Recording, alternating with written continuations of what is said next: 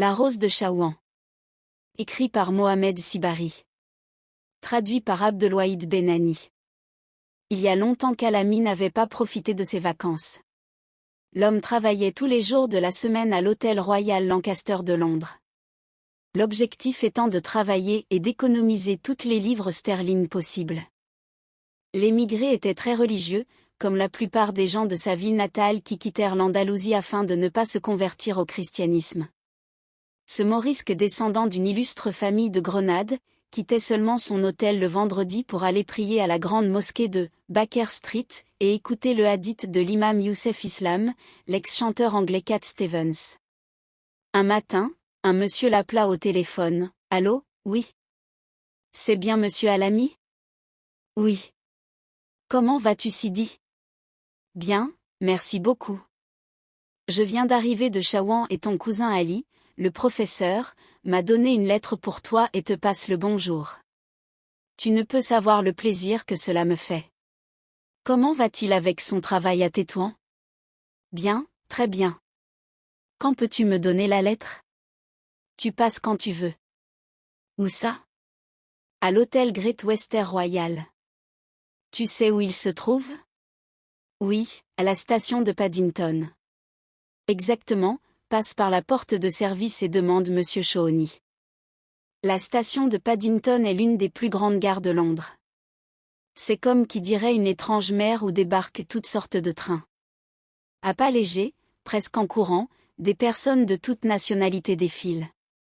Mais ce sont les hindous qui attirent le plus l'attention avec leur classique barbe et leur turban. Personne ne parle avec personne. Tout le monde est pressé. Une grande fourmilière humaine. En entrant à l'hôtel, Alami croisa Ahmed Baraki, le chef du personnel. Bonjour Alami. Bonjour Baraki.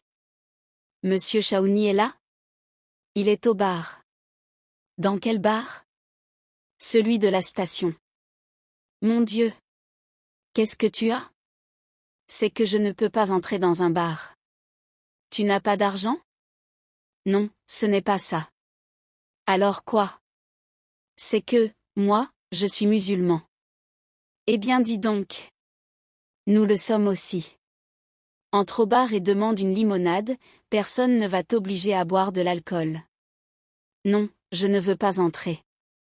Alors n'entre pas, et quand Shawnee sortira-t-il du bar ? Celui-là, mon ami, quand il commence à boire de la bière il n'y a rien qui l'arrête.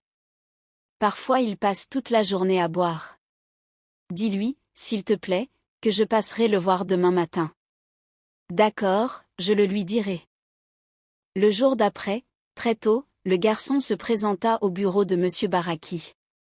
Ce dernier avait sur la table un verre de jus d'orange, du café et un succulent plat avec 2 œufs frits, du jambon, 2 énormes saucissons et une salade de tomates coupées en rondelles. Un petit déjeuner typiquement anglais. Bonjour Ahmed. Bonjour Alami. Veux-tu manger avec moi ? Non, merci beaucoup. Ne sois pas timide, mange au moins un saucisson. De quoi sont-ils faits ? De la viande de cochon. Le garçon fit un saut et murmura quelque chose entre les dents. Qu'est-ce qui te prend ? Je ne mange pas de cochon, c'est un péché. Et tu me le dis à moi ? Je sais très bien que c'est un péché mais je dois remplir ma panse de quelque chose. En plus quand je commence à manger n'importe quoi, j'invoque toujours le nom de Dieu. Monsieur Shawnee est venu ? Oui, il est au magasin des boissons comptant les caisses de vin. Tu n'as qu'à sortir dans le hall, c'est la 4e porte à droite. Je préfère attendre. Fais comme tu veux, lui dit le bon Baraki alors qu'il attaquait son petit déjeuner britannique. L'homme porteur du courrier apparut 10 minutes plus tard.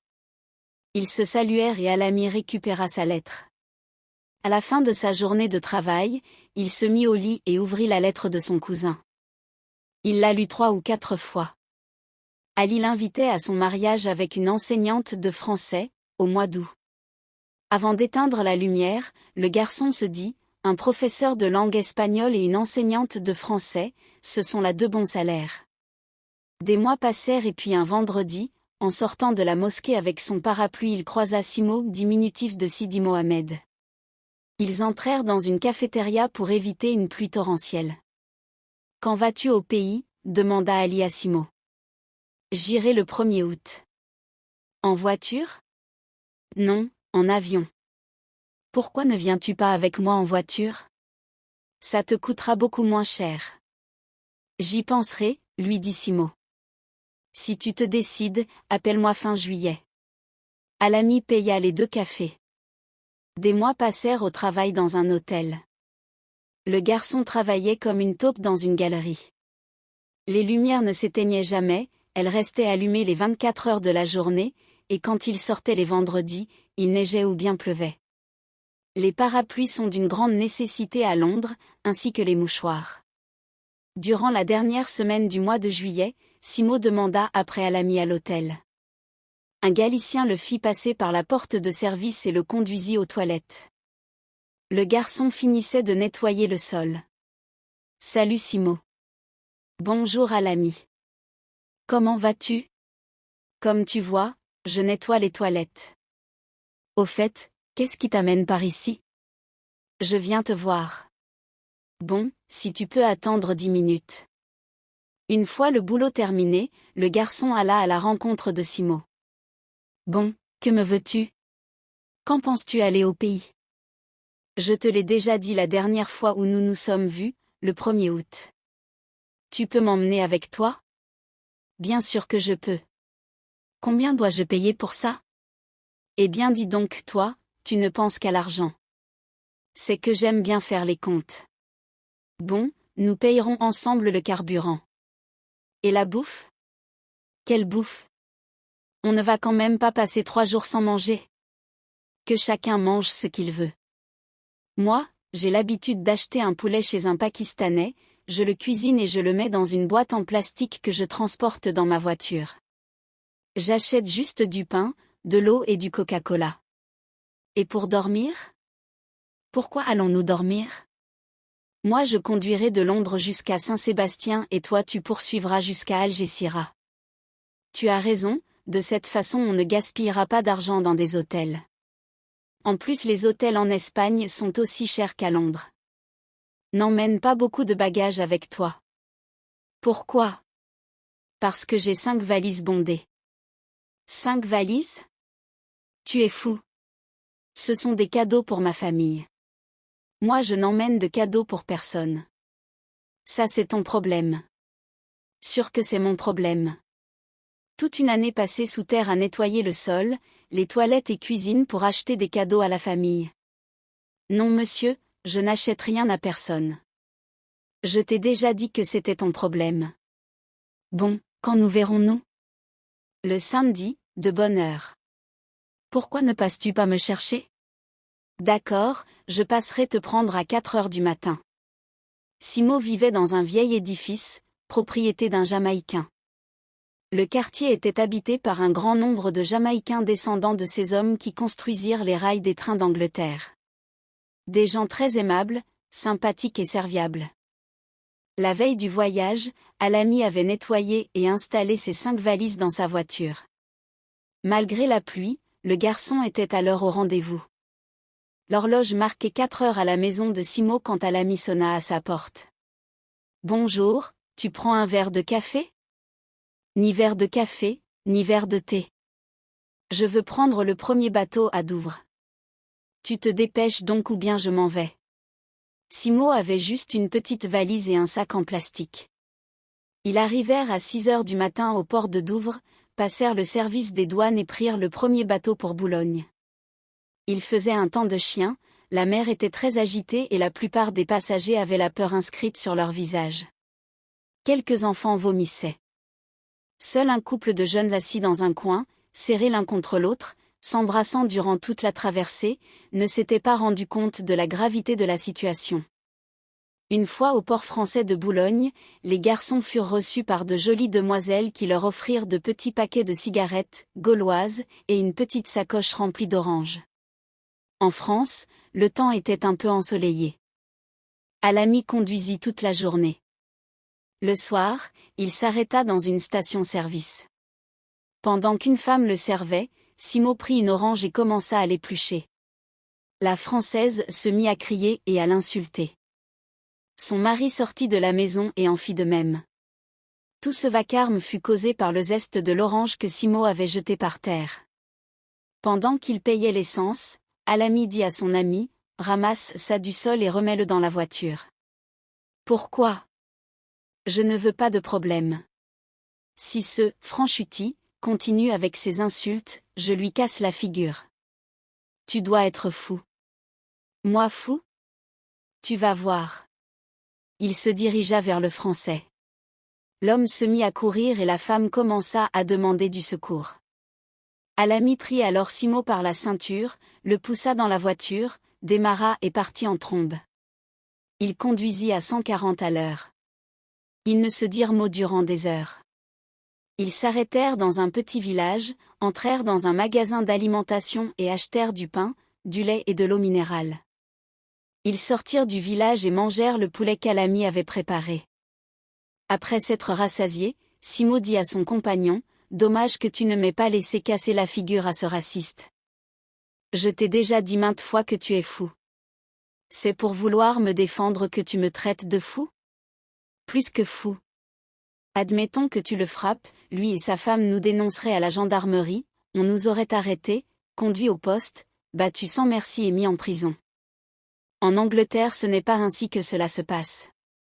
L'Angleterre, c'est l'Angleterre, et la France, c'est la France. » Ils firent une petite sieste et prirent ensuite le chemin de l'Espagne où ils passèrent la frontière, aux alentours de minuit. Étant tous les deux fatigués, ils optèrent pour dormir dans la voiture jusqu'à l'aube.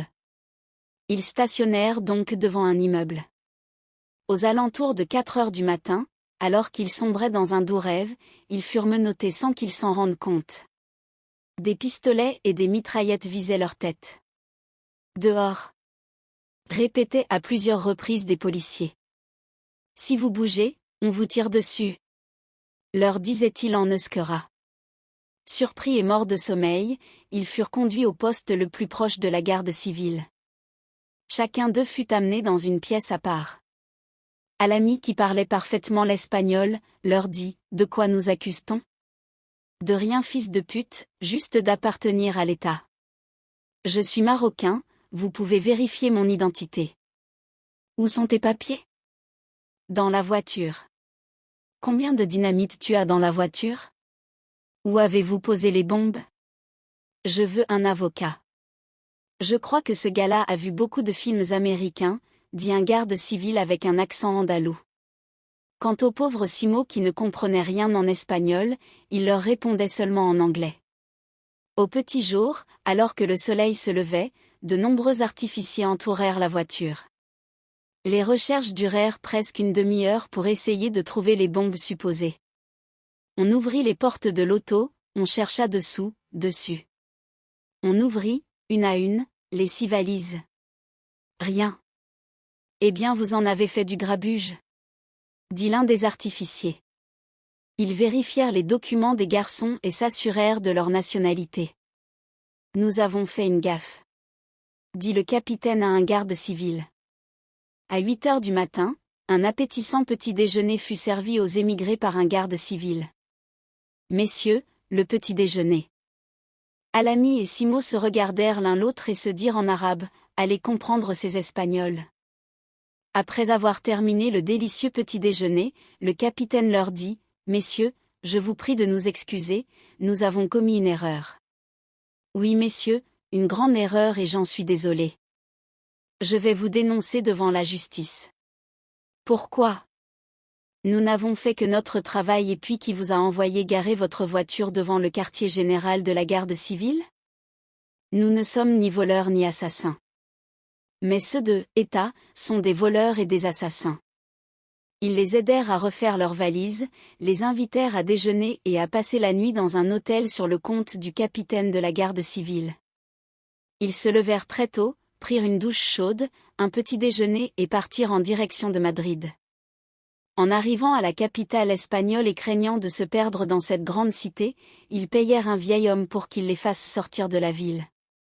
À Alcázar de San Juan, ils voulurent changer les livres sterling à la banque mais puisque c'était un jour férié, toutes les banques étaient fermées.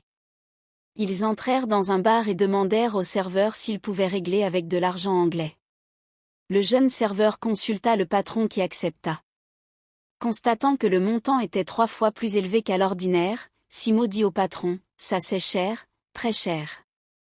C'est ainsi, si vous voulez c'est bien, si vous ne voulez pas vous savez ce qu'il vous reste à faire. » Assoiffés, ils avaient l'eau à la bouche à la vue des bouteilles d'eau et de Coca-Cola si fraîches. Ils payèrent et s'en allèrent.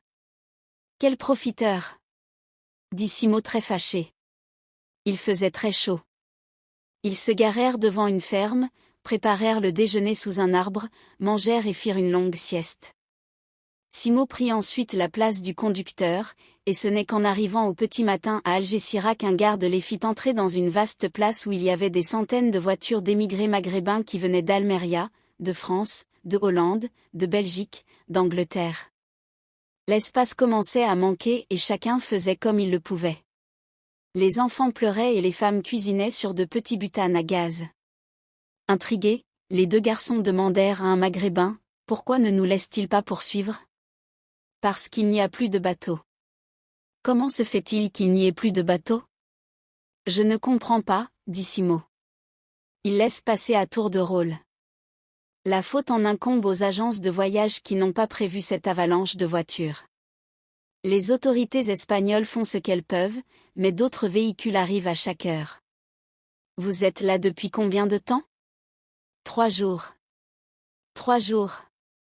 Le soir, de jeunes gens s'approchèrent des vendeurs ambulants qui vendaient eau et fruits à des prix exorbitants. Un maghrébin d'âge mûr leur dit en arabe, ces faces de rats profitent de la situation de ces émigrés et oublient que leurs parents furent des émigrés dans toute l'Europe occidentale. Les garçons eurent beaucoup de chance et embarquèrent le jour d'après vers Ceuta. Une fois là, Simo voulut acheter quelques bouteilles d'alcool. « Je vais acheter quelques bouteilles. Mais nous avons encore de l'eau. » « Ce n'est pas de l'eau que je veux acheter. Je vais acheter une paire de bouteilles de whisky. Ici ça ne se vend pas cher. » « Whisky ? Oui, whisky. Prends ta valise et barre-toi. » « Mais pourquoi ? Nulle bouteille d'alcool ne montera à bord de ma voiture. » « Bon d'accord, ne t'énerve pas. Je vais acheter des bonbons et du chocolat pour mes neveux. Ça, c'est une autre affaire. » Cependant, Simo cacha 2 bouteilles de whisky entre les tablettes de chocolat, bonbons, fromage hollandais et flacons de parfum. Tout cela à bon prix dans la boutique de Riahi. À la douane de Bab Septa, toutes les voitures faisaient la queue, le soleil était à son apogée. Beaucoup d'enfants étaient déshydratés et leurs mamans protégeaient leur tête avec des mouchoirs et des serviettes. L'attente fut longue. Tout le monde protestait. Des dizaines de contrebandiers, femmes, enfants et jeunes traversaient, chargés de sacs. Ils durent attendre 3 heures avant de pouvoir passer la frontière. Simo. Oui. Pourquoi tu ne viens pas avec moi à Chouan ? Désolé, nous avons perdu 3 jours dans ce voyage et il doit y faire une chaleur terrible. C'est toi qui dois venir avec moi à l'arrache, nous avons une magnifique plage et beaucoup de poissons. Je passerai peut-être te rendre visite. D'accord. En descendant de voiture, Simo prit congé de son ami et l'invita encore à lui rendre visite à l'arrache. L'ami avait faim. Il gara la voiture place du Fédan et entra au restaurant, économique.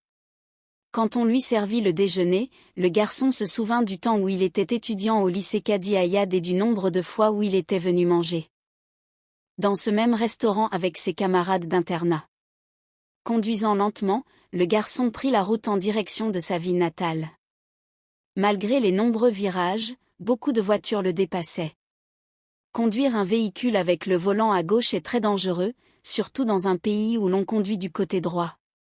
En arrivant à sa ville natale, il gara la voiture place de Uta Hammam et se dirigea vers la maison de sa tante. Alami était orphelin, ses parents étant morts quand le garçon était encore petit. C'est sa tante Fama qui l'avait adopté. La maison se situait au pied d'une montagne. Avec ses tuiles rouges, ses murs blancs peints à la chaux, ses pots de fleurs, ses cruches d'eau fraîche devant la porte, ce beau village confondrait plus d'un habitant des Alpujara en ces montagnes du sud de l'Andalousie. La porte de la maison était ouverte, le garçon passa toutes les chambres en revue en appelant sa tante mais personne ne répondait. Il but un verre d'eau froide et s'étendit, sur une paillasse, pris d'un profond sommeil. Le soleil punissait les murs blancs de la belle ville de Chouan. Alami dormit quasiment 24 heures. Il fut réveillé par sa tante à 10 heures du matin. « Salut tante. Comment vas-tu ? » ?»« Bien fils. »« Bien, Dieu merci. » Ils s'étreignirent et s'embrassèrent. Pendant qu'Alami se lavait, sa tante lui prépara un bon petit déjeuner à la manière des habitants de Chouan, consistant en pain intégral, huile d'olive, fromage de chèvre, miel, olives et œufs cuits. « Tu as reçu l'argent du mois précédent ? » »« Oui fils, je l'ai reçu et ton cousin me l'a déposé à la banque. »« À la banque ? Je te l'envoie pour que tu le dépenses, non pas pour que tu le gardes. Tu sais mon enfant que j'ai peu de dépenses et avec mon travail des paradas j'arrive à les couvrir. Et comme tu peux le constater, je vends aussi des poules, œufs et fromage de mes chèvres. Tu restes et resteras toujours la même. La plus grande richesse du monde, mon enfant, c'est d'être en paix avec le Créateur et se contenter de peu. De cette manière, la personne est en paix avec elle-même. La Rada est une femme mûre et parfois veuve. Elle est réputée pour son honnêteté ainsi que pour sa connaissance de toutes les familles de la ville. Pendant les mariages, naissances ou circoncisions, chaque famille élabore une liste d'invités que la bonne femme mémorise pour les inviter plus tard. Elle est munie d'un grand récipient en cristal rempli de fleurs et va de maison en maison. Chacun y met des pièces de monnaie en guise de remerciement. Les mariages à Chouan se célèbrent, depuis des années, durant 3 jours. On a pour habitude de commencer le mardi avec thé et gâteau sur le son de la guetta, sorte de flûte qu'utilisent toujours les groupes de djebala, et du tambour chez les mariés. Le mercredi, les parents de la mariée accueillent leurs invités avec un succulent déjeuner ou dîner. Le jeudi soir, la famille du marié envoie la Amaria à la demeure de la future épouse. 4 jeunes hommes se chargent de soulever du sol cette espèce de carrosse en bois avec guérite et 4 bras. La mariée s'installe dans la confortable guérite accompagnée de musique, de louanges et de joie. Elle est reçue avec du lait et des dattes avant de franchir la porte. Les jeunes filles lui jettent des pois chiches, noix pelées, amandes. En plus d'inviter les gens, la Rada se charge aussi de tatouer les mains de la mariée avec du henné, de l'habiller et de lui mettre une couronne, boucles d'oreilles et ceinture, le tout en or. Comment vont mes tantes Achoucha et mon cousin ? Ils sont très pris par les préparatifs du mariage. Elle est d'où, la mariée ? Elle est issue d'une bonne famille de Fès. Au fait, on compte sur ton véhicule pour l'amener. Avec plaisir. Après avoir fini son petit déjeuner, il s'habilla et se mit à sortir les cadeaux pour ses proches. Il commença par donner à sa tante quelques coupes de tissu pour djellaba et plusieurs foulards pour sa tête grisonnante, un flacon d'eau de Cologne et une boîte de chocolat. Il sortit plusieurs sacs en plastique, partagea les cadeaux et dit à sa tante : « Je vais voir mon cousin, ne m'attends pas pour manger. » Il faisait beau malgré la chaleur. Chouan était bondé de touristes. Une fois à la maison de ses oncles, Alami fut joyeusement reçu par ses cousins et cousines. Après cette petite réception, Alami et son cousin Ali montèrent à la terrasse. Quel temps fait-il en Angleterre ? Comme toujours, il pleut. Combien te paye-t-on par mois de travail ? En Angleterre, on est payé par semaine. Je touche 150 livres. Cela fait combien en dirhams ? Quelque 6500 par mois. 6500.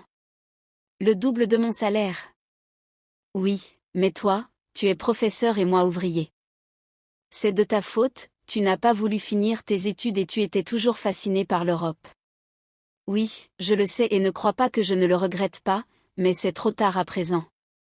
Samedi, nous irons à Fès pour emmener ma fiancée. Ma tante me l'a déjà dit.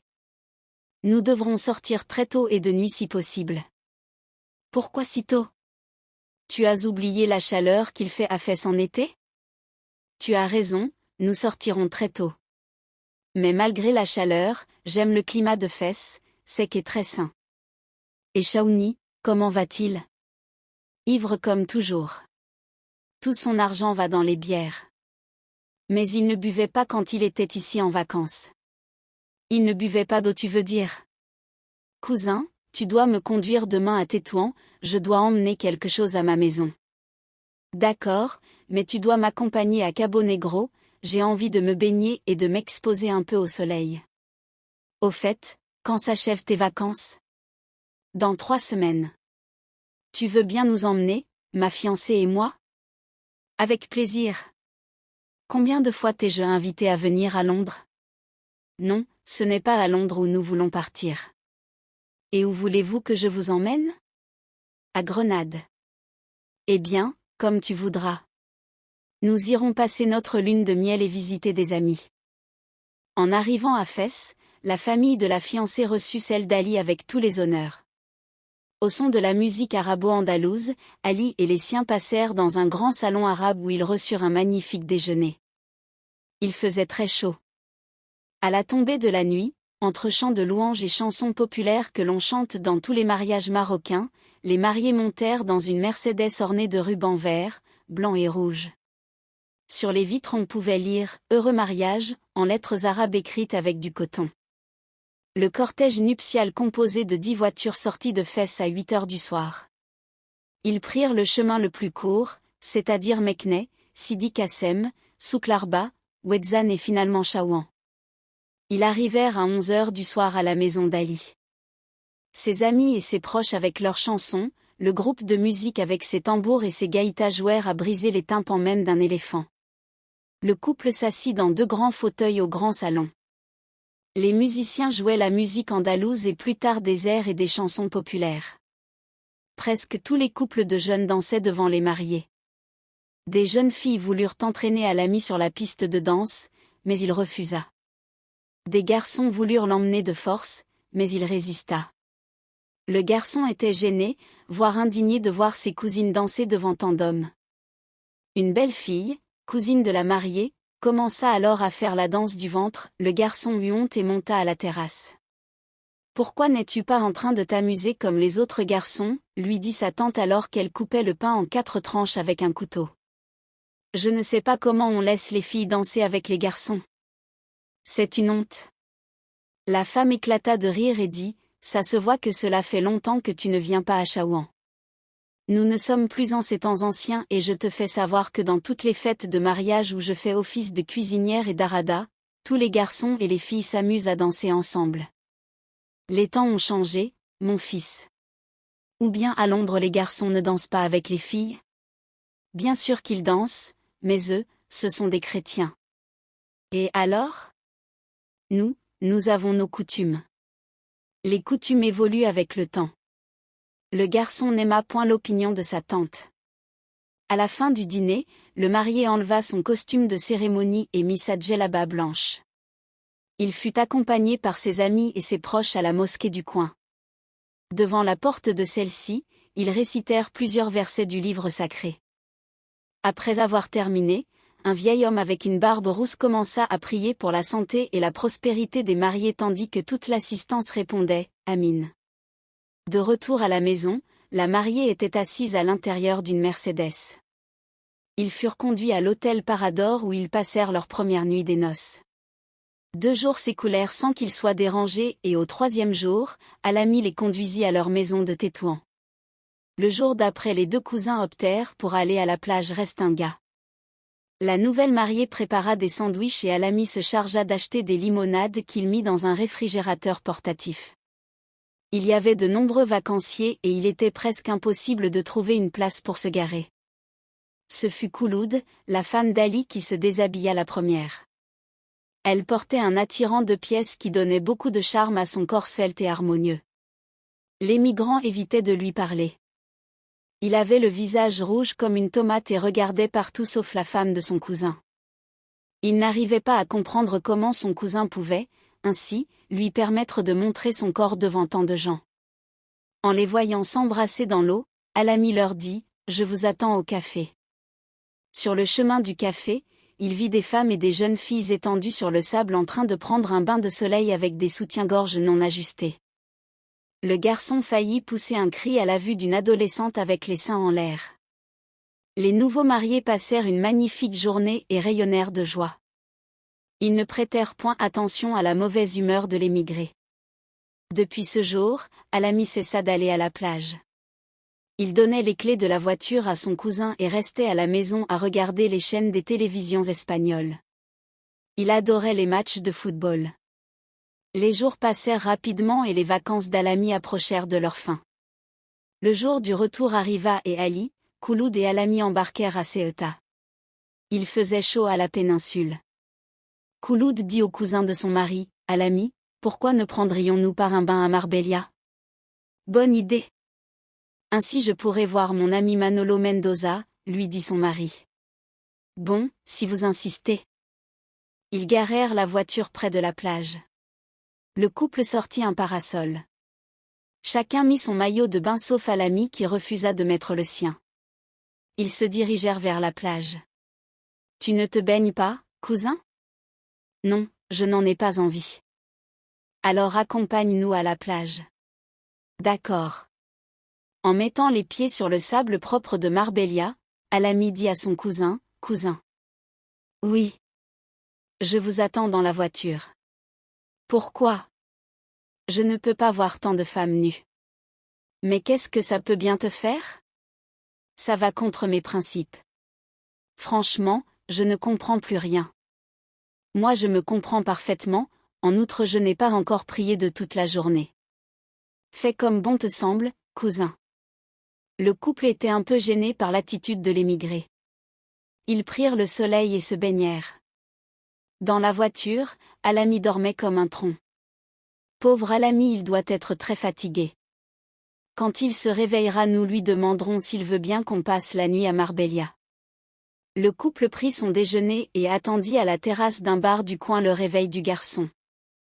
La sieste dura 3 heures et quand il fut enfin réveillé, Ali lui dit, Alami, nous pourrions peut-être passer la nuit à Marbella? Ici tout est cher. Ne t'en fais pas, c'est moi qui payerai l'hôtel.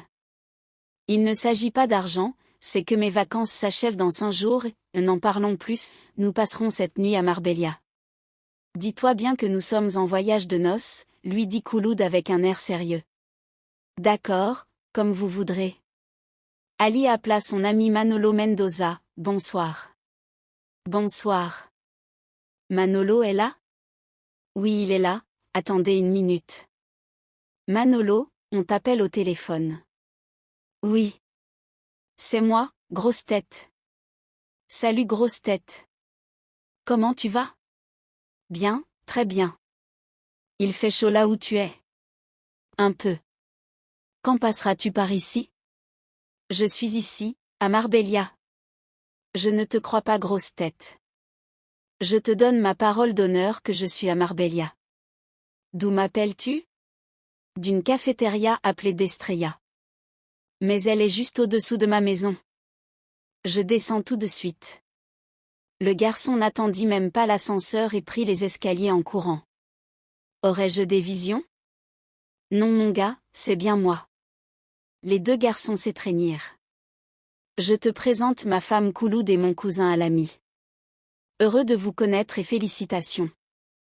Merci beaucoup, lui dit la jeune femme.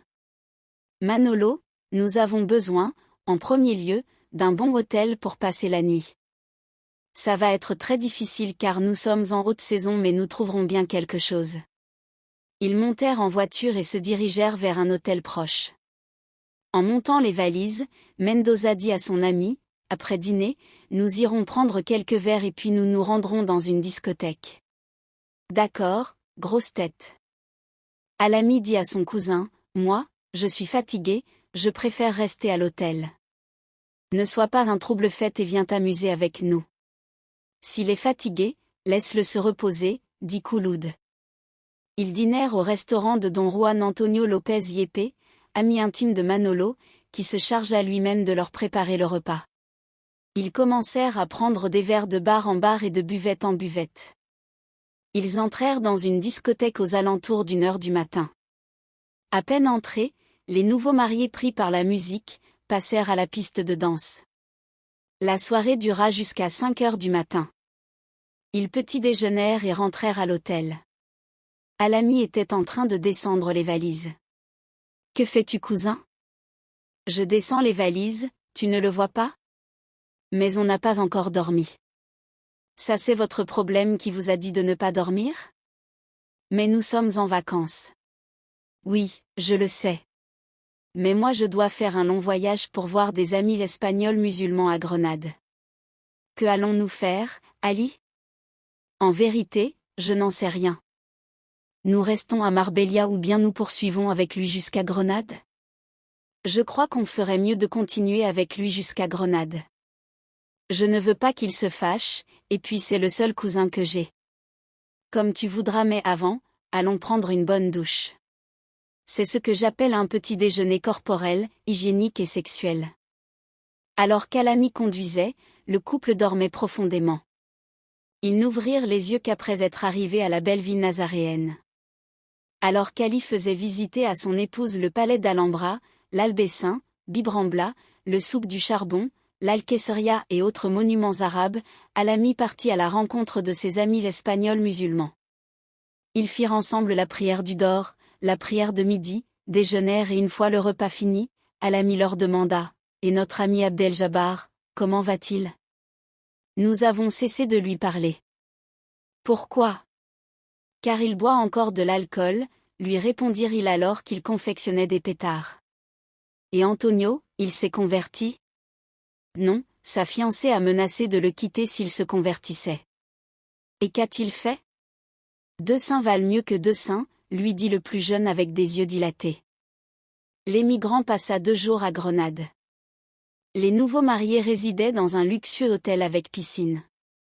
Ils passaient toutes les journées à se baigner et le soir, ils sortaient se promener. Ils s'asseyaient dans une cafétéria à Bibrambla et un peu plus tard passaient la nuit blanche dans une discothèque avec des amis. Le jour du départ, Alami chercha son cousin à l'hôtel Alhambra. Le garçon de course lui dit que le couple prenait un bain de soleil à la terrasse de la piscine. Il s'approcha de la terrasse et voyant des femmes avec les seins à l'air, le garçon revint à la réception et dit au garçon de course « Auriez-vous la gentillesse d'appeler le client de la chambre 55 ?» Tout de suite, monsieur. Monsieur, un homme du nom d'Alami vous demande. Dites-lui de venir, s'il vous plaît.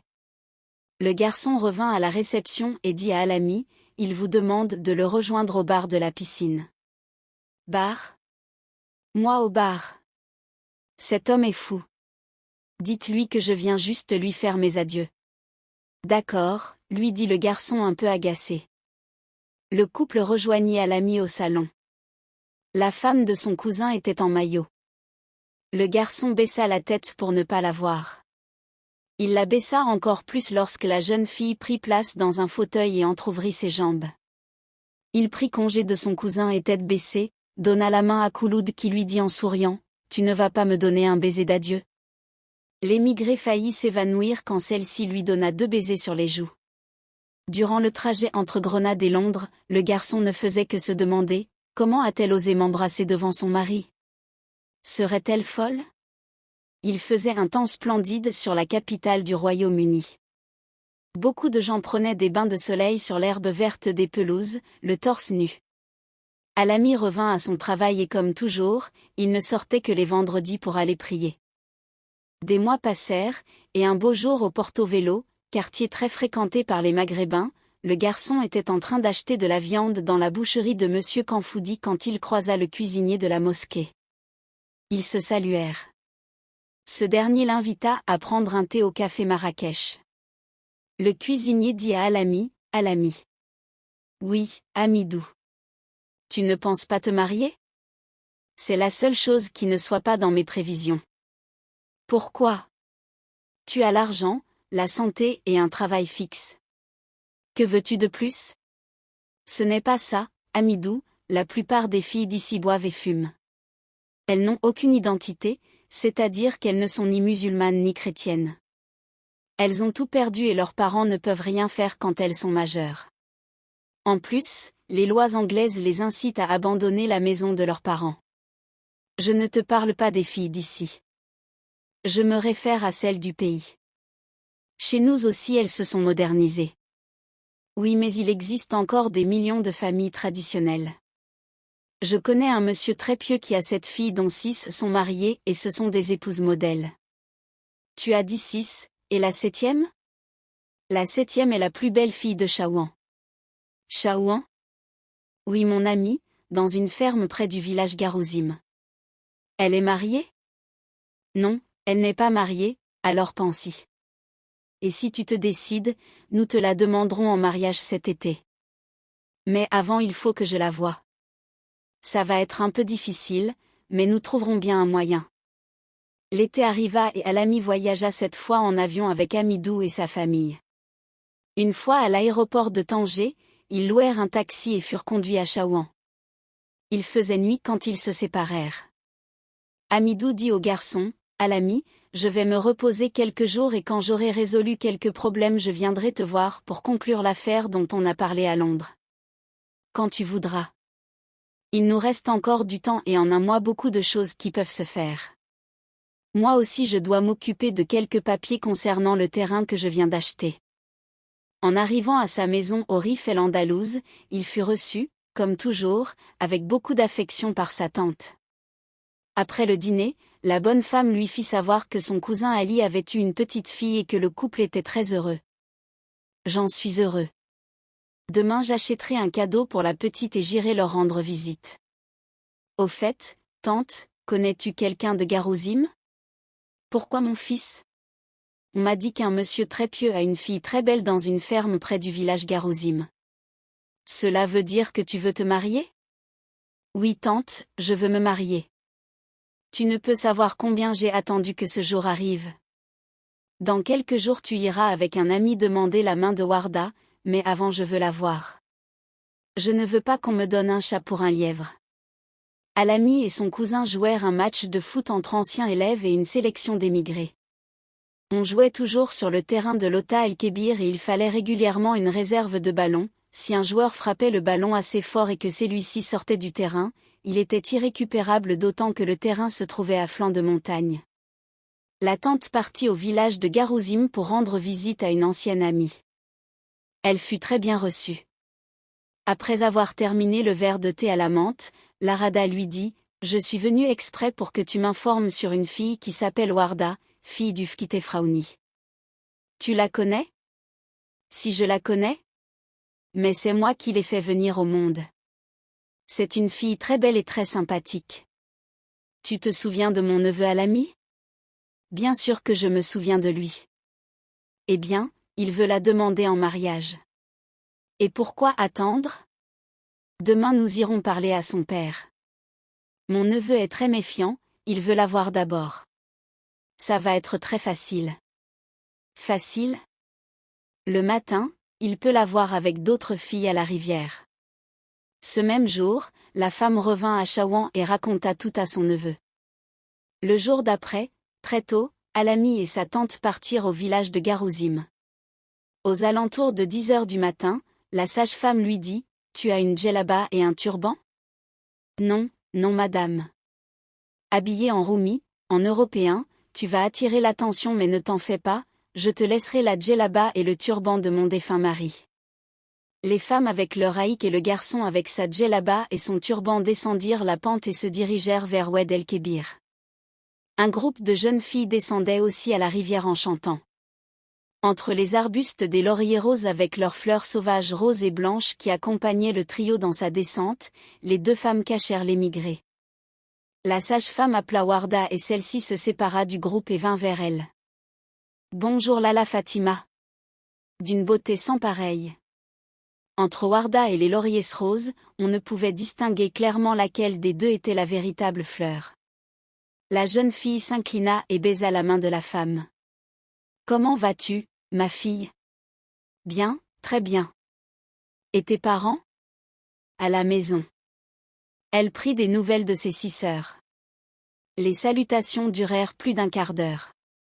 Pendant ce temps, le garçon prenait un vif plaisir en regardant de près cette grâce divine. Quand la rose de Chouan s'éloigna, les deux femmes demandèrent à Alami, « Que penses-tu à présent que tu l'as vu? »« Je veux me marier tout de suite. » Les deux femmes éclatèrent de rire. 2 jours plus tard, Amidou et son cousin Ali demandèrent la main de la jeune fille. « Tante. Oui, à l'ami.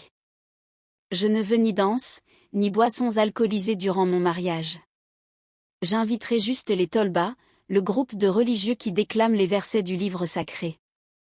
Après un copieux dîner, les tolbas et quelques amis accompagnèrent le marié au sanctuaire de Moulay Ali Ben Rachid. Tous les convives présents prièrent pour l'émigré et son épouse. Pendant ce temps, le cortège nuptial de la mariée venait d'arriver à la demeure d'Alami. L'Aroussa fut conduite dans la chambre à coucher de la tante. De retour à la maison, Alami était vêtue d'une djellaba blanche et de 2 silames, des capes sans manches, l'un blanc et l'autre noir.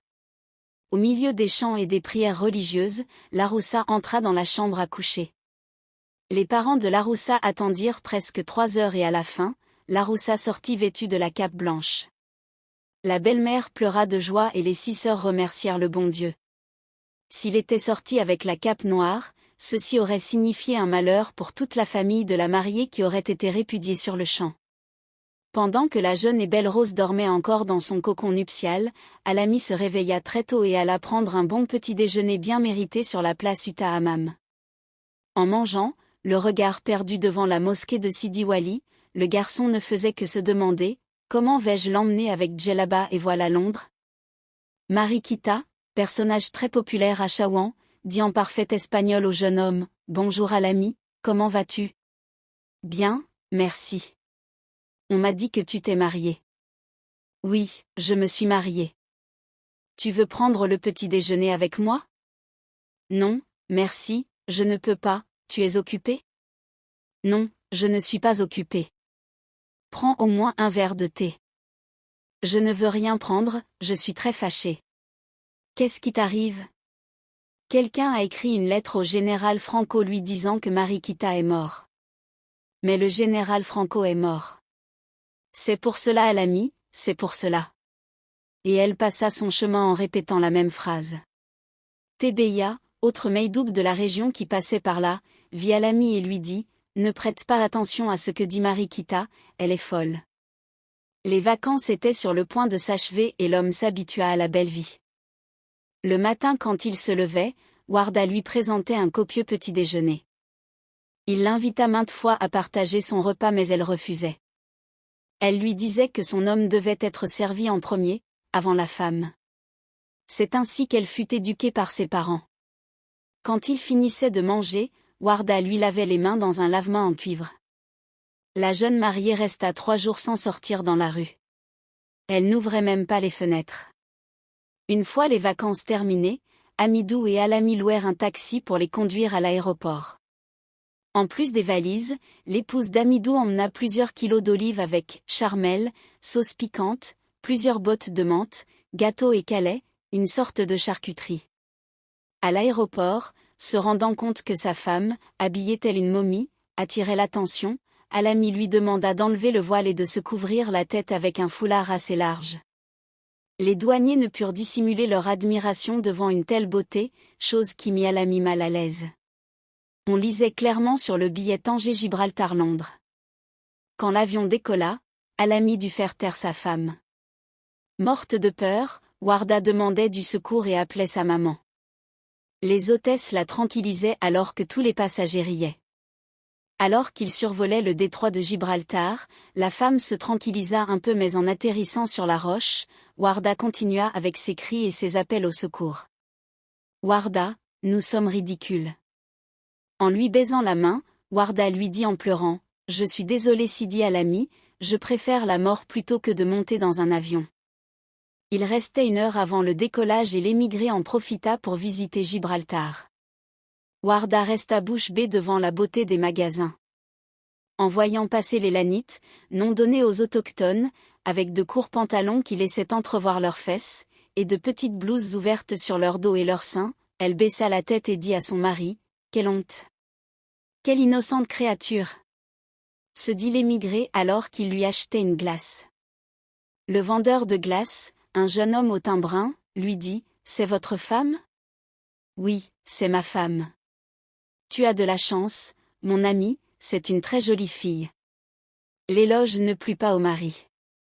En arrivant au petit aéroport, Amidou se mit à crier à sa femme, alors que les enfants pleuraient Quand j'arriverai à Londres, je demanderai le divorce. On peut savoir ce qui se passe, Amidou? Ce qui se passe? Je n'ai jamais eu autant honte de ma vie. Mais pourquoi? Car cette Mara, cette Anne, qu'est mon épouse, je l'ai maintes fois avertie de ne pas emmener de Calais en avion. Et quel mal y a-t-il à transporter le Calais en avion? Le mal, c'est qu'avec la chaleur qu'il fait, le couvercle de la boîte s'est dilaté et la graisse a coulé. Elle s'est transformée en liquide et a souillé presque toutes les valises de la consigne. Ceux de la consigne m'ont pris mes valises et m'ont dit de les réclamer à Londres. Alors que l'avion atterrit à l'aéroport de Gatwick, Warda vomissait dans une poche en plastique. Pâle, elle avait l'air d'un canard assommé. Une fois à Londres, l'émigré laissa sa femme à la maison d'Amidou et trouva enfin un appartement après une semaine de recherche. Il acheta quelques meubles d'occasion et installa son épouse dans sa nouvelle demeure. 2 chambres, cuisine, douche et toilette commune. La jeune femme ne sortait pas de l'appartement de toute la journée. Mais quand elle allait aux toilettes, Jeff, le fils du propriétaire de l'immeuble, un fort jeune homme de 22 ans, blond, avec des yeux bleus et une haute stature, lui disait toujours bonjour. Alami, comme la majorité des émigrés à Londres, sortait de la maison à 5 heures du matin pour aller au travail. Il rentrait toujours à 8 heures du soir, mangeait un petit sandwich et dormait. Le vendredi, c'était son jour de repos et il en profitait pour faire visiter Londres à sa femme ou acheter du pain et des provisions. La paysanne, très intelligente, commença à parler un peu l'anglais. Tous les jours, sauf les vendredis et sans que son mari ne le sache, Warda passait des heures à regarder les vitrines. Jeff poursuivait Warda sans par ailleurs lui manquer de respect. Un matin, en sortant muni d'un parapluie pour aller au marché, le garçon blond lui dit « Bonjour. »« Bonjour. J'ai un cadeau pour vous. C'est mon anniversaire. »« Désolé, je ne peux pas l'accepter. »« Pourquoi ? » ?»« Parce que mon mari sera fâché après moi. »« Mais c'est juste une boîte de bonbons. » Le jeune homme blond insista et la paysanne accepta. En rentrant du marché, elle ouvrit le paquet et mangea un bonbon au chocolat. Ce premier bonbon fut suivi d'un autre et puis de bien d'autres. Ils étaient si bons que, sans se rendre compte, elle mangea tous les bonbons de la boîte. Elle mit celle-ci, vide, dans une poche en plastique et la déposa dans la poubelle. Warda commença à sentir de légers maux d'estomac et au fur et à mesure que le temps passait, la douleur augmentait. Il arriva un moment où elle commença à crier. Elle ouvrit la porte de l'appartement, en descendant les escaliers en gémissant, croisa « Mamie », une Jamaïcaine d'âge avancé. Voyant Warda dans ce lamentable état, la Jamaïcaine appela l'ambulance par téléphone. Jeff et Mamie l'accompagnèrent à l'hôpital. À peine entrée au service des urgences, le médecin de garde lui fit un lavage d'estomac. Elle fut hospitalisée dans une chambre où il y avait une autre patiente. « Jeff, je vais arriver tard au travail. Reste un peu avec elle. »« Ne t'en fais pas, mamie, je resterai avec elle jusqu'à ce qu'elle se réveille. » L'autre patiente ne faisait qu'observer les 2 jeunes gens. Le jeune homme blond passa toute la journée et toute la nuit avec Warda. En rentrant, Alami ne trouva pas sa femme et pensa qu'elle était aux toilettes. Étant fatigué, il prit un verre de lait et se mit au lit. Ce fut le jour d'après qu'il allait avoir la surprise de ne pas retrouver sa femme. Il chercha en vain dans les toilettes et dans les douches. Il appela aussitôt son ami Amidou. « Bonjour. »« Bonjour. Amidou est là ? » ?»« Oui, il est là. »« Attends, il arrive. »« Qui est-ce ? » ?»« C'est moi, Alami. »« Salut mon garçon, on ne te voit plus. Où étais-tu pendant tout ce temps ? » ?»« Du travail à la maison, tu sais que je vis très loin de l'hôtel. »« Comment se fait-il que tu m'appelles si tôt ? » ?»« Ma femme est là, avec vous ? » ?»« Ta femme ? » ?»« Non, elle n'est pas là. »« Il lui est arrivé quelque chose ? » ?»« Elle n'a pas passé la nuit à la maison. Elle doit s'être perdue. Cherche-la dans les commissariats de police. C'est ce que je pensais faire. Tiens-moi au courant. D'accord, au revoir. Il chercha dans tous les commissariats de police et partout on lui répondit la même chose. nous sommes désolés, nous ne savons rien de votre femme. Warda se réveilla très tard. En ouvrant les yeux, elle vit Jeff en conversation avec l'autre patiente. Que m'est-il arrivé? Où suis-je? Demanda-t-elle à la patiente. Ne t'en fais pas, tu es dans un hôpital. Tu étais intoxiqué, tu as dû manger quelque chose de mauvais, lui dit-elle en arabe. Qu'est-ce que tu as mangé? Lui demanda l'anglais. Avec le sourire d'un ange, elle lui répond très doucement, chaud, chocolat. Combien de bonbons tu as mangé? Warda cacha son visage sous la couverture et lui répondit, morte de rire, toute la boîte. 1 kilo de chocolat. Tu es folle, tu pouvais mourir. Mais Dieu merci, elle s'est réveillée, dit l'autre patiente dans un anglais parfait. Warda, je meurs de sommeil, je vais dormir un peu et je viendrai te voir plus tard. Merci Jeff. C'est ton mari? Non, c'est le fils du propriétaire de l'appartement où j'habite. Eh bien, il a passé toute la nuit à veiller sur toi et t'a baisé plusieurs fois la main. Je dois lui plaire, répondit timidement la paysanne. Tu es mariée? Oui, je suis mariée. Avec un arabe? Oui, un marocain. Comment tu t'appelles? Warda. Et toi? Je m'appelle Menana, je suis marocaine et divorcée. Tu es d'où? De l'Arrache, et toi? De Chaouan. Tu sais que tu es très belle? La jeune femme rougit et dit merci à Menana. Le soir, Jeff lui apporta un joli bouquet de fleurs. Merci, tu n'aurais pas dû te déranger. Warda était beaucoup mieux et le médecin lui dit qu'elle sortirait le jour d'après. Comme toujours, Alami revint à 8 heures à la maison. Alors qu'il enlevait la veste, le téléphone sonna, yes. Bonsoir. Nous vous appelons du commissariat de l'arrondissement. Votre femme a été hospitalisée hier à l'hôpital Saint-James. Merci, merci beaucoup. Un peu plus tard, il appela Amidou. Salut Alami. Salut Amidou. A-t-on des nouvelles de ta femme? Elle est à l'hôpital. Un accident? Je n'en sais rien. Comment, tu n'en sais rien? Le commissariat vient juste de me l'annoncer, j'irai la voir demain. Tiens-moi au courant. D'accord, merci. Jeff offrit à Warda un flacon de parfum français quand elle reçut la permission de quitter l'hôpital. Menana lui donna son adresse et son numéro de téléphone. Ce fut l'anglais qui la conduisit à la maison. Alami arriva à midi à l'hôpital et en demandant après sa femme, on l'informa qu'elle était sortie le matin même. En rentrant à la maison, il la trouva étendue sur le lit alors que mamie préparait la soupe. La Jamaïcaine lui conta tout. Après les informations télévisées, Alami éteignit la télé et en voulant mettre la télécommande sur un petit meuble, il vit le flacon de parfum, le prit et dit à sa femme, « Qui t'a donné ce parfum ?» Une dame qui était hospitalisée avec moi dans la même chambre. Un flacon de parfum qui vaut 100 livres, cette femme doit avoir beaucoup d'argent. Je n'aime pas les parfums français, je le vendrai et je t'en achèterai un autre. Comme tu voudras, lui dit-elle à contre-cœur. Durant toute la nuit, la jeune femme ne fit que penser au bon comportement de l'anglais. 2 semaines plus tard, le couple fut invité à la circoncision du fils d'Amidou, où ils furent accueillis avec des mets typiquement marocains. « Tu as fini de payer ta parcelle de terrain ?» lui demanda Amidou alors qu'il prenait le thé. « J'ai fini de la payer le mois passé. » Elle fait combien en superficie? 200 mètres.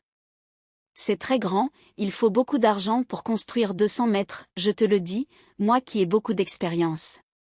La conversation fut entendue par la femme d'Amidou et une fois seule avec leur mari, elle dit à Alami, « Alami.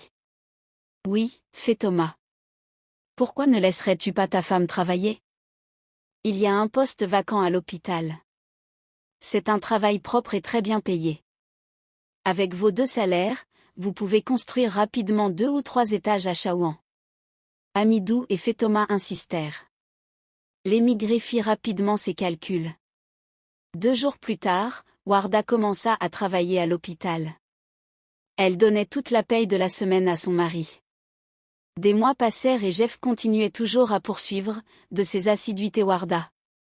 Maria, une Portugaise, dit à la jeune fille au travail, Warda. Oui Maria. Pourquoi tu ne t'achètes pas un autre costume? C'est que nous économisons pour pouvoir construire une maison au pays. Au fait, la maison doit être au nom des deux, lui dit fait Thomas. Comment ça au nom des deux? Je ne comprends pas, quelle idiote. Ton salaire, à qui tu le donnes? À mon mari. Donc vous devez avoir tout à moitié. Alors dis-lui de mettre au registre de propriété la moitié de l'immeuble qui te revient. Je n'ose pas, ne sois pas idiote. Un jour tu le regretteras, les hommes sont traîtres. En recevant sa paie de la semaine, une nuit, la femme dit à son mari, à l'ami. Oui. La maison que nous allons construire, elle sera au nom des deux, n'est-ce pas? Étonné, l'homme s'approcha avec les mains derrière le dos et lui dit, répète un peu ce que tu viens de dire, je n'ai pas bien saisi. Je t'ai demandé si lorsque nous construirons notre maison, elle sera bien au nom des deux. Il lui donna 2 gifles magistrales, ferma la porte de la chambre, enleva la ceinture en cuir et lui administra une sauvage raclée. Les cris furent entendus dans tout l'immeuble. Les voisins frappèrent à la porte de l'appartement, Jeff appela la police. Ouvrez, police. Alami ouvrit la porte et dit au policier, que voulez-vous? Qui était en train de crier? Personne ne criait. Comment? Mais vous avez réveillé tout le voisinage. C'est leur affaire, il ne se passe rien dans mon appartement. Laissez-nous passer. Apportez un mandat de perquisition. Non, mais, pas de mec qui vaille, apportez un mandat de perquisition. Les policiers ne firent pas abus de leur pouvoir et revinrent 1 heure plus tard avec un mandat de perquisition. Voici le papier, lui dirent les 2 agents. Warda était assise sur une chaise, les policiers ne la voyaient que de dos. Vous allez bien? La femme acquiesça de la tête. Retournez-vous, s'il vous plaît. En se retournant, Warda avait le visage défiguré. Mon Dieu, crièrent les policiers. Cette femme a besoin d'assistance médicale. Cette femme est mon épouse et n'a besoin de rien. Madame, vous voulez porter plainte? Non, allez-vous-en s'il vous plaît. À peine les policiers sortis que l'émigré prit un couteau de la cuisine et dit dans un ton menaçant, la prochaine fois je te tue. Ne recommence jamais plus à me parler de contrat, c'est une affaire d'homme. Pleurant et morte de peur, la femme lui baisa la main et lui demanda pardon. Le jour d'après, Warda sortit de l'appartement pour aller aux toilettes. Elle avait le visage couvert d'une serviette. Jeff montait les escaliers. Il lui dit bonjour et celle-ci lui rendit le salut. Qu'est-il arrivé hier, Warda? Rien. Pourquoi ne me laisses-tu pas voir ton visage? Parce que je ne suis pas maquillée. Mais, tu ne te maquilles jamais. Laisse-moi passer, s'il te plaît. Très nerveux, l'Anglais lui dit, tu dois me laisser voir ton visage. Si tu insistes. Alors prépare-toi pour le spectacle. Non. Mon Dieu, non. Le garçon s'assit dans les escaliers et commença à pleurer comme un enfant. De temps à autre il donnait des coups de poing au mur pour étouffer sa colère. Warda introduisit ses doigts fins dans la chevelure de Jeff quelques instants puis entra aux toilettes. Ne la voyant plus pendant plusieurs jours à l'hôpital, ses amis, intrigués, décidèrent d'aller lui rendre visite. L'inflammation avait diminué un peu et les ecchymoses disparaissaient de son visage.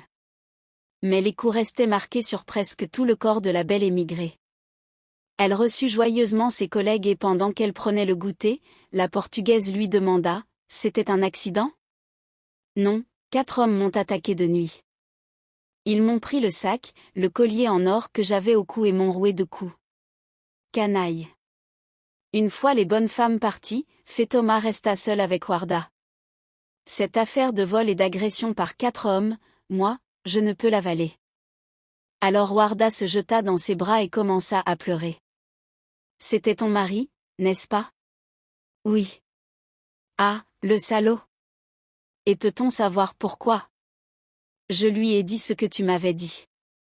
Ce que je t'avais dit. Et qu'est-ce que je t'avais dit? Que la maison devrait être au nom des deux. Et c'est pour ça qu'il t'a frappé? Non seulement il m'avait frappé, il voulait même me tuer avec un couteau. Tu aurais dû en aviser la police. J'ai peur. Tu fais ce que tu veux, mais à ta place je le dénoncerai.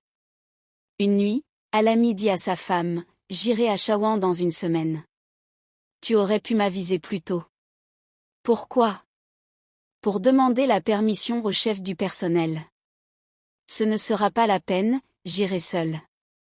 Et moi? Toi tu restes ici, le voyage coûte très cher et nous devons économiser.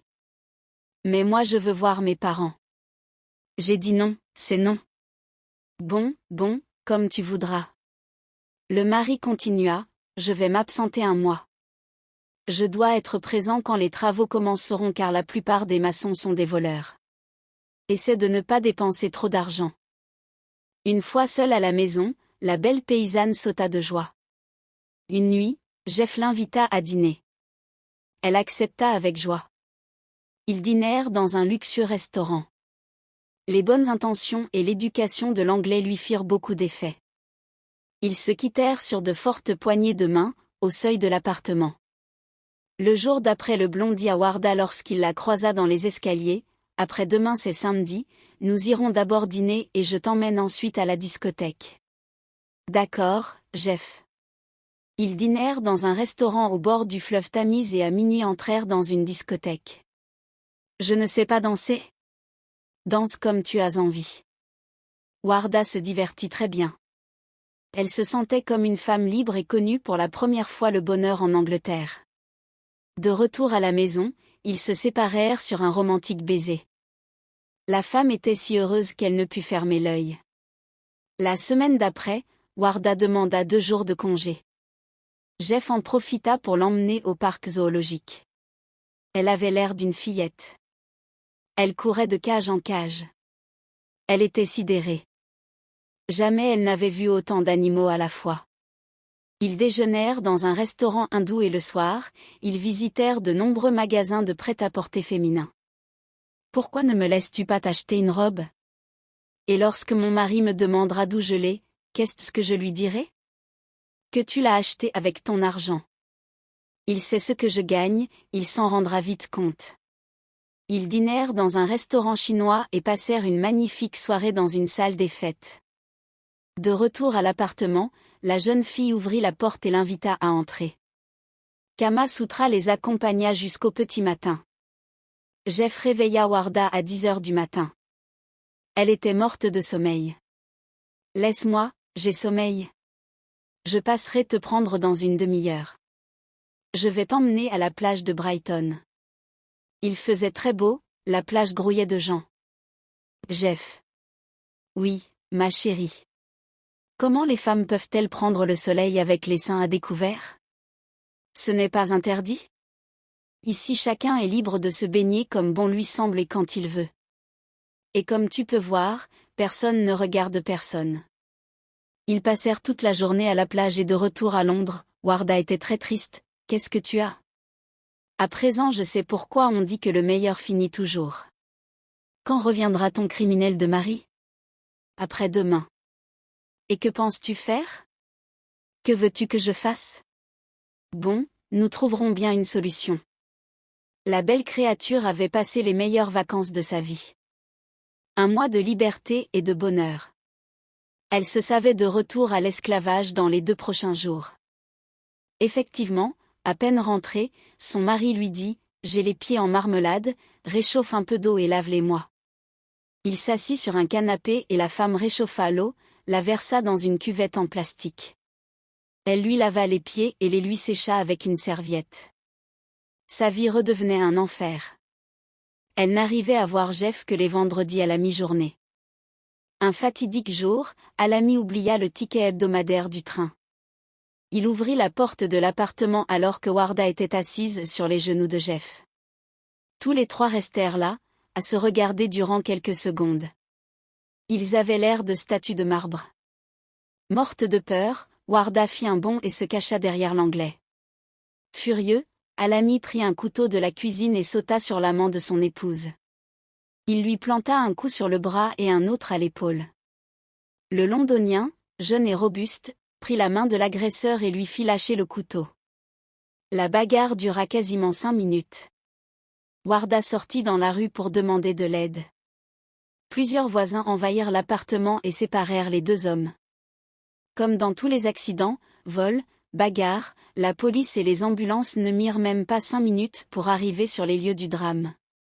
Menotté, Alami fut conduit au commissariat, le Britannique et Warda furent emmenés à l'hôpital. La jeune amoureuse passa toute la soirée aux côtés de son amant. 3 jours plus tard, les deux amants firent leur déclaration au commissariat. Elle déclara que l'Anglais était juste un bon ami qui venait lui rendre visite de temps à autre. Elle leur raconta comment il s'était comporté admirablement quand elle avait été intoxiquée à cause de la boîte de chocolat. En attente de jugement, Alami fut conduit en prison. Hamidou et d'autres amis prièrent et supplièrent Warda de retirer la plainte. Le jour d'après, le cuisinier visita son ami en prison. « Comment tu vas ? » ?»« Comme tu vois, à cause de ma garce de femme. Nous les avons priés, hier, elle et l'Anglais pour qu'ils retirent leur plainte contre toi. » »« Et qu'est-ce qu'ils ont dit ? » ?»« Qu'ils sont d'accord, mais à une condition. » »« Laquelle ? » ?»« Que tu lui accordes le divorce quand tu sortiras de prison. » Après avoir réfléchi quelques minutes, il dit à son ami, dit à cette Kelba, en arabe, cette chienne, que je suis d'accord. Le jour du jugement, Jeff contacta un très bon avocat. Après que les amants eurent retiré leur plainte contre l'émigré, et pour ne pas avoir d'antécédents pénaux, la sentence fut d'une amende de 1000 livres sterling que l'Anglais paya. En sortant de prison, Jeff lui tendit la main et lui dit en souriant, « Ami ?»« Ami » lui dit Alami avec un sourire sardonique. « Mais si tu maltraites Warda, je te dénonce encore. »« Ne t'en fais pas, je ne lui ferai aucun mal. » À partir de ce jour-là, la jeune femme cessa de lui passer sa paye. Elle commença à s'acheter des vêtements et du maquillage. Son amant l'emmenait chez les meilleurs coiffeurs de Londres. Warda. Oui, Jeff. Je ne veux plus que tu travailles. Et de quoi vais-je vivre ? Je te donnerai l'argent que tu voudras. J'ai beaucoup d'argent en banque, et si tu l'ignores, l'immeuble, la cafétéria et plusieurs magasins appartiennent à mon père dont je suis l'unique héritier. L'émigré laissa son travail. Son amant lui acheta une voiture et la traita comme une princesse. En s'installant définitivement dans le luxueux appartement de son amant, dans le même immeuble, Jeff cessa de toucher le loyer de la part d'Alami. Des mois passèrent et poussé par Warda, l'Anglais demanda à l'émigré, « Quand vas-tu accorder le divorce à Warda ? Quand nous irons au pays ? Tu ne peux pas le faire ici ? Non, car nous nous sommes mariés devant notaire. C'est la loi dans notre pays. Pendant l'été, Alami dit à Warda, « Dans une semaine je vais à Chaouan, tu viens ?» Sans même prendre le temps de penser, elle lui répondit que non. « Comme tu voudras. » « Tu vas en voiture ? » ? « Oui, cette fois je vais en voiture. »« Tu peux emmener avec toi des cadeaux à ma famille ? » ? « Bien sûr que oui. » Une fois au village, il prit tous les cadeaux et l'argent que la paysanne lui avait confiés et les porta aux parents de celle-ci. Il distribua les cadeaux et livra l'argent à son père. « Comment va ma fille ? » ? « Bien, très bien. Elle vous passe le bonjour. Pourquoi n'est-elle pas venue avec toi ? » ? Elle étudie l'anglais et doit passer un examen très important. « Ah, c'est excellent, » lui dit sa belle-mère en souriant. Après avoir passé ses vacances, l'émigré rentra à Londres. Il croisa Warda au supermarché du quartier. « Bienvenue à l'ami. » Elle le serra et lui donna 2 baisers sur les joues. « Comment tu vas, Warda ? » ? « Bien, très bien. »« Et mes parents, comment ils vont ? » ? « Très bien. Ils te passent le bonjour. Ils ont aussi demandé pourquoi tu n'es pas venu avec moi. »« Et qu'est-ce que tu leur as dit ? » ? « Que tu avais un examen d'anglais. »« Tu as très bien fait. Je t'ai apporté quelque chose. »« Quoi donc ? » ? « Des olives, du poisson frit et du kadid, de la viande salée. Tu peux les garder. Mais c'est ta mère qui te les a envoyés. Moi, je ne mange pas cette cochonnerie. Ah, au fait, as-tu réglé l'affaire de notre divorce? Non, je n'ai rien pu faire. Comment se fait-il que tu n'aies pas pu?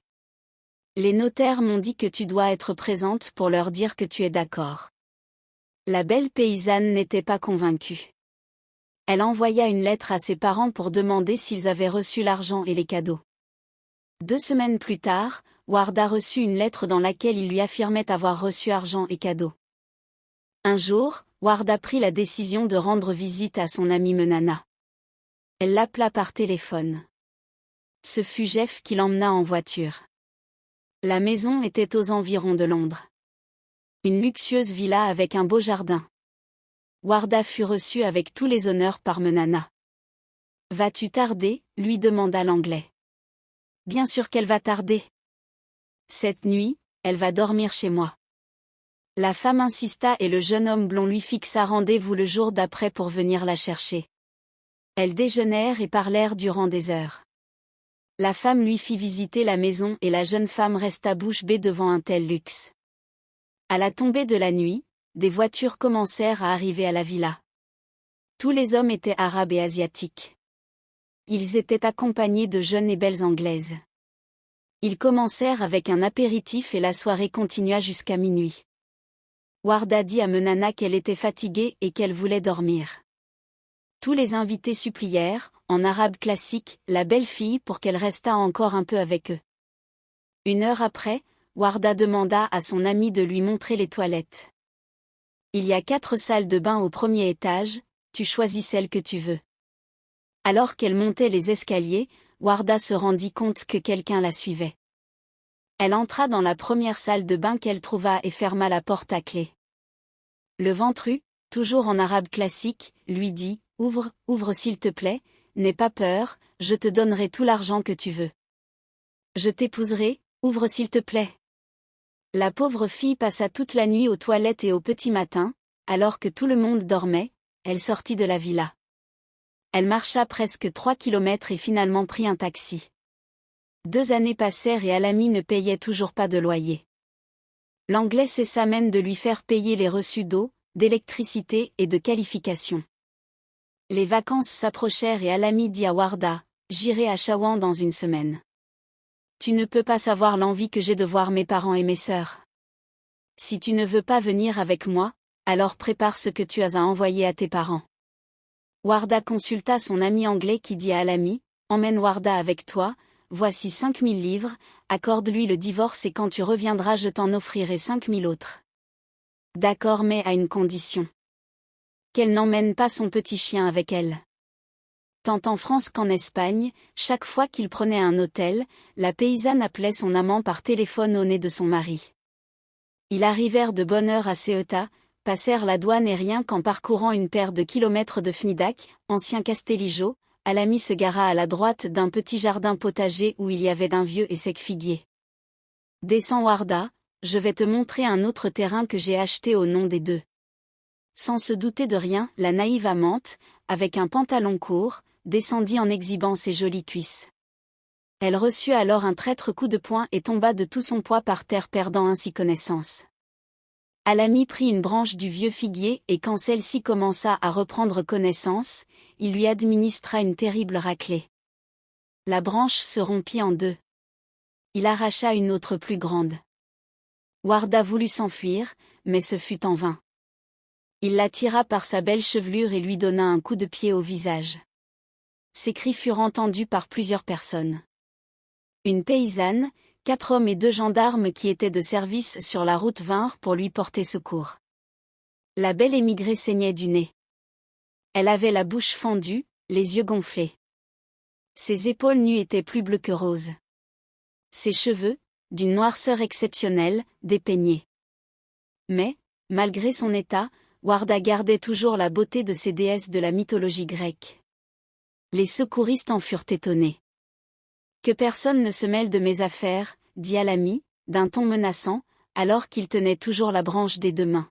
« Si tu ne jettes pas cette branche par terre, je te tire dessus, » lui dit l'un des gendarmes.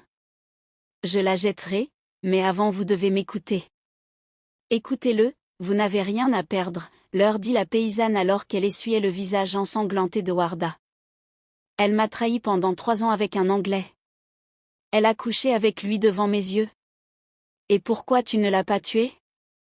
J'ai échoué dans mes tentatives, j'ai blessé l'Anglais et j'ai été conduit en prison. J'ai attendu 3 longues années que ce moment arrive, leur dit-il en pleurant.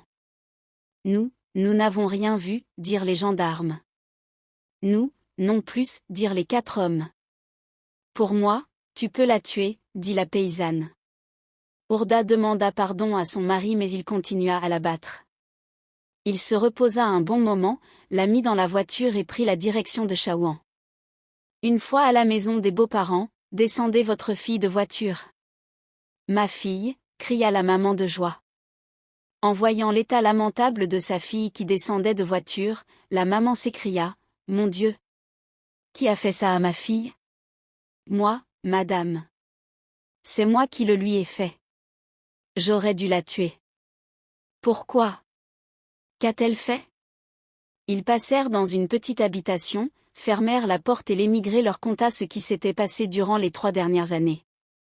La mère pleura et se donna des gifles sur le visage. Mon Dieu, ma fille me déshonore. Pourquoi, oh mon Dieu? Quel mal ai-je fait en ce bas monde pour mériter tout cela? Répétait sans cesse la pauvre femme. Son vieux beau-père ne dit mot pendant toute la conversation, mais sa pâleur traduisait sa colère et son indignation. Il ne regardait que le chapelet qu'il tenait des 2 mains. Il avait l'air de prier. Alami descendit les valises de sa femme, ouvrit son sac à main, prit son passeport et le mit dans la boîte à gants de sa voiture. « Que penses-tu faire, fils » lui demanda sa belle-mère. « Rien, absolument rien. Elle est toujours ma femme et continuera à l'être. Elle restera ici avec vous.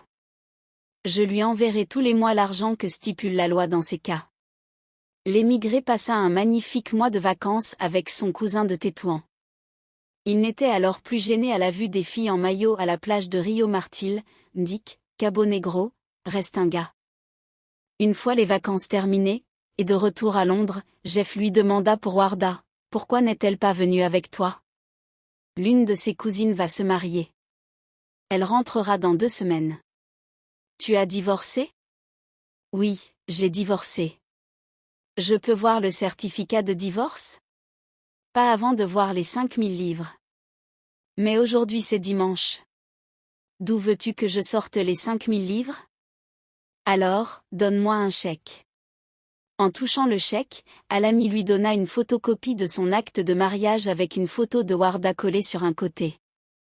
Le document était écrit en arabe et portait quelques timbres, en arabe aussi. En lui jetant un coup d'œil, l'Anglais sauta de joie et partit en courant pour le montrer à son vieux père. 3 semaines passèrent et la jeune fille n'apparaissait toujours pas intriguée. L'Anglais demanda à Alami, pourquoi n'est-elle pas venue? Je n'en sais rien et puis je m'en fiche. Elle n'est plus ma femme à présent. 3 autres mois passèrent, voyant que son amante ne donnait pas signe de vie, Jeff, avec sa raquette de tennis dans la main gauche et alors qu'il mangeait une pomme, dit à l'émigré, je crois que nous devrions aller dans ton pays pour ramener Warda. Magnifique. Quand tu voudras. Et puisque tu aimes le sport et les fruits, il y a au pays un figuier qui donne les meilleures figues du monde. Combien de calories ont-elles? Beaucoup de calories, énormément de calories. Fin.